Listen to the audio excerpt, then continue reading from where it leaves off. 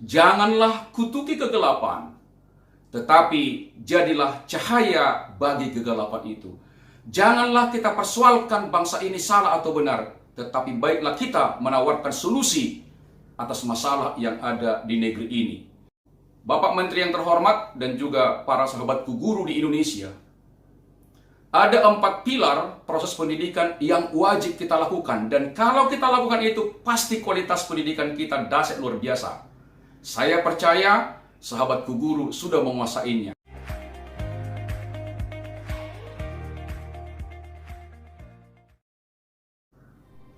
Mengapa sangat penting bagi kita orang Indonesia, khususnya pendidikan itu penting? Sama dengan melihat air. Ketika air kotor di hilir, maka bersihkanlah hulunya. Ketika ada masalah di bangsa ini, maka perbaikilah secara fundamental pendidikannya. Demikian juga Amerika pernah mengalami krisis. Pertanyaan dari seorang presiden namanya John F. Kennedy, apa yang salah di ruang belajar kita? Tentunya saya tidak mengatakan ini salah, ini benar, tetapi ini menjadi kewajiban kita sebagai warga bangsa untuk mendukung pemerintah. Karena kita adalah warga negara.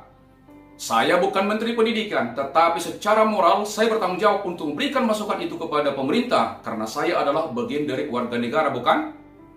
Kemudian, baiklah kita gunakan istilah apa yang dikatakan oleh seorang ahli filsafat, dikatakan begini. Janganlah kutuki kegelapan, tetapi jadilah cahaya bagi kegelapan itu. Janganlah kita persoalkan bangsa ini salah atau benar, tetapi baiklah kita menawarkan solusi atas masalah yang ada di negeri ini.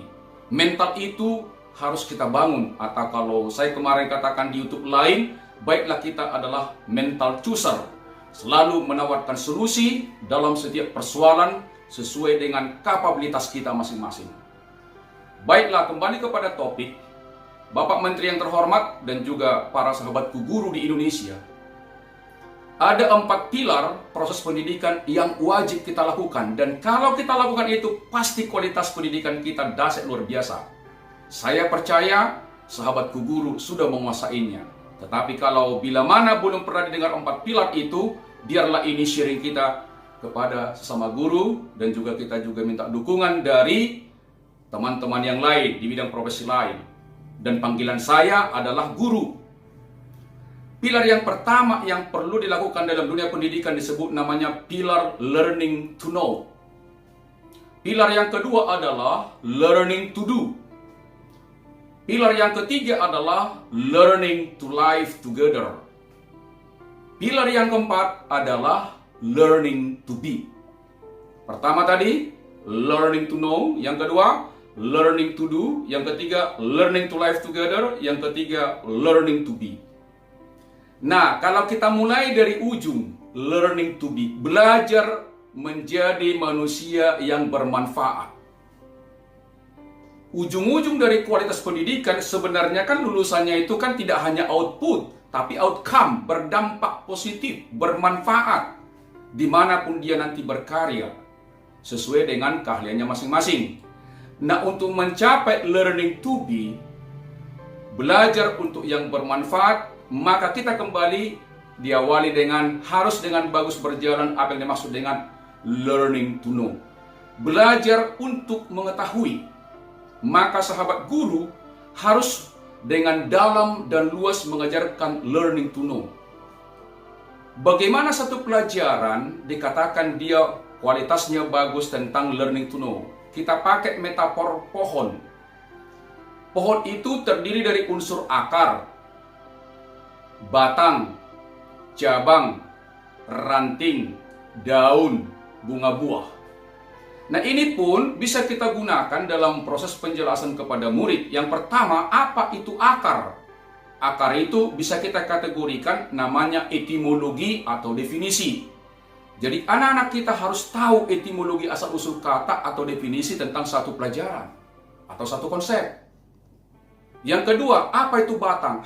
Adalah prinsip. Jadi anak-anak harus paham apa itu prinsip ilmu yang dipelajari. Yang ketiga adalah cabang, harus tahu jenis-jenis ilmu oleh anak-anak supaya ketika dia bekerja bisa menerapkan jenis mana ilmu yang tepat untuk mendukung pekerjaannya nanti kelak. Kemudian selanjutnya adalah ada di situ ranting. Kita tahu ranting itu kan berfungsi apa? Membawa sari makanan untuk ke daun. Berarti ada fungsi ilmu. Selanjutnya adalah ada daun. Kita tahu daun itu sebelum menghasilkan buah diolah dulu, itu dapurnya sari makanan itu agar menghasilkan nanti buah melalui bunga. Nah, setelah itu yang terakhir adalah ada namanya bunga atau buah. Itu artinya manfaat ilmu dalam kehidupan. Sahabat guru di Indonesia, termasuk Bapak Menteri, mohon ini menjadi satu kebijakan universal berlaku di Indonesia. Harus tahu lulusan kita apa itu etimologi dan definisi, prinsip, jenis-jenis, fungsi, proses ilmu, dan kegunaan atau manfaat ilmu. Itu bagian dari learning to know. Yang kedua, itu kan dalam konsep pengetahuan. Yang kedua namanya learning to do.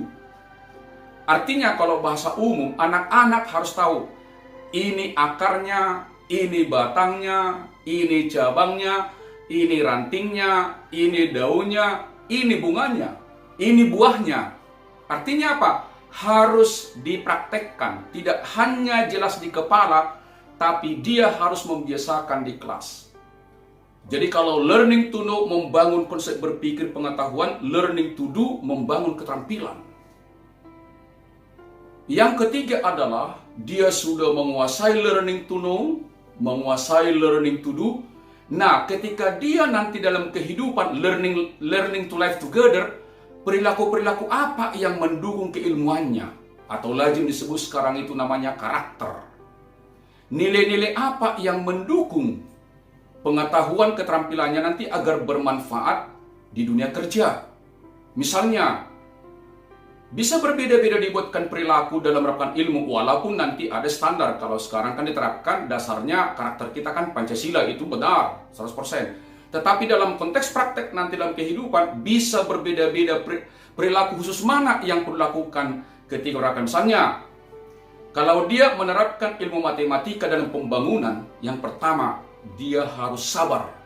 Kenapa? Ilmu matematika dalam pembangunan pengukuran nanti kan dia kan perlu di lapangan. Maka karakter sabar dibutuhkan. Yang kedua, yang selalu sekarang kita khawatirkan di negeri ini, integritas. Ketika menerapkan ilmu ukur, ilmu matematika pengukuran tanah harus memiliki integritas. Supaya apa? Supaya dia jujur. Termasuk komposisi misalnya aduk semen. Yang berkualitas itu adalah harus yang sesuai dengan aturan kualitas. Tidak lebih, tidak kurang. Karena apa? Itu integritas. Dan ini sering terjadi di negeri ini. Maka oleh karena itu, di sekolah sangat penting ditauladankan oleh guru kepala sekolah dan juga pejabat-pejabat tentang ketauladanan integritas. Misalnya kalau menggunakan bahasa, harus memiliki sopan santun. Nah, itulah kira-kira contoh. Jadi nanti kebijakan pendidikan itu adalah learning to know, learning to do, baru masuk lagi nanti kepada perilaku-perilaku. Nah, bila mana pengetahuan, keterampilan berkualitas, maka disebut namanya itu kompetensi unggul. Bila mana nilai-nilai perilaku spiritual atau nilai perilaku mulia kuat dalam diri anak-anak kita yang ditauladankan oleh guru dan juga kepala sekolah, maka dia nanti memiliki karakter mulia. Oleh karena itu, kalau dikatakan dari learning to be, lulusan bermanfaat, berarti kita siapkan kompetensinya unggul dan karakternya unggul. Sekali lagi Bapak Menteri, bila itu dibuat menjadi kebijakan operasional di setiap proses pertemuan antara guru dengan murid, percayalah, bangsa ini akan menjadi bangsa yang besar. Kenapa? SDM-nya dari Sabang sampai Merauke adalah memiliki SDM yang unggul, yaitu kompetensinya unggul, karakternya mulia, dan memberikan kinerja yang terbaik dimanapun dia nanti berkarya. Siapapun nanti Menteri Pendidikan, tetaplah itu dasar penerapan untuk mencapai kualitas. Dan itu telah diuji coba di dunia internasional, maka UNICEF menetapkan 4 pilar tersebut. Dan kalau kita lihat di dunia kerja, butuh orang tidak hanya pintar, tetapi berkarakter. Ada istilah mengatakan, orang pintar dikalahkan oleh orang yang tekun.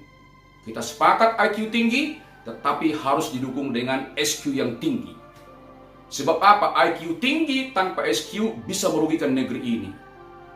Tetapi kalau IQ tinggi, SQ tinggi, itulah yang kita butuhkan menjadi manusia atau SDM yang unggul. Sebab kesimpulannya sebenarnya dunia pendidikan dikatakan berhasil ketika dia menyiapkan SDM. Sahabat guru, tetaplah semangat.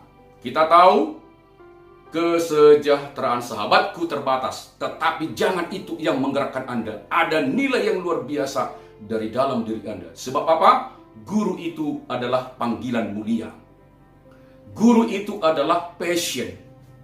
Bagi sahabat guru yang masih merasa khawatir, kecewa mengajar, ubah itu. Bahagialah mendidik anak-anak kita. Tidak semua jasa-jasa yang baik itu yang Anda berikan di sekolah, Anda terima tunai dari sekolah. Tapi percayalah, Sang Pencipta akan membayarnya kelak kepada Anda. Bisa besok, bisa lusa, bisa tahun depan, bisa untuk anak Anda, bisa untuk cucu. Anda terima itu, kalau bukan di dunia, bisa juga di akhirat. Maka guru adalah BTS, Bank Tabungan Sorga. Bapak Menteri yang kami cintai, kami mendukung program Bapak, tetapi tolong bikin kebijakan operasional agar 4 pilar itu menjadi pedoman interaksi di kelas.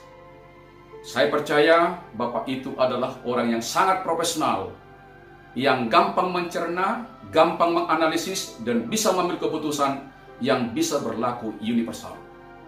Terima kasih untuk menteri sebelumnya. Kita hargai semua itu, tapi kita harus bangkit bersama.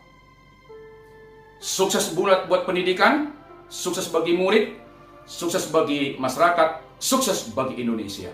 Saya, Charles Tombul, berharap kepada penonton video ini, senang sekali bila memberikan masukan di kolom komentar, supaya kita terus bisa berinteraksi. Karena pendidikan adalah tanggung jawab kita bersama. Maka oleh karena itu, saya mohon dengan tulus, berikanlah kesempatan untuk subscribe, dan juga tekan tombol lonceng, sekali lagi supaya kita selalu bisa berkomunikasi.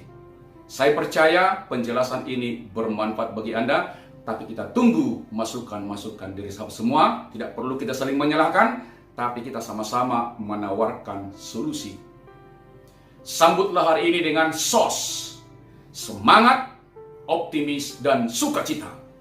Salam etos, bigger, higher, better. Sukses bagi Indonesia yang dahsyat luar biasa ini.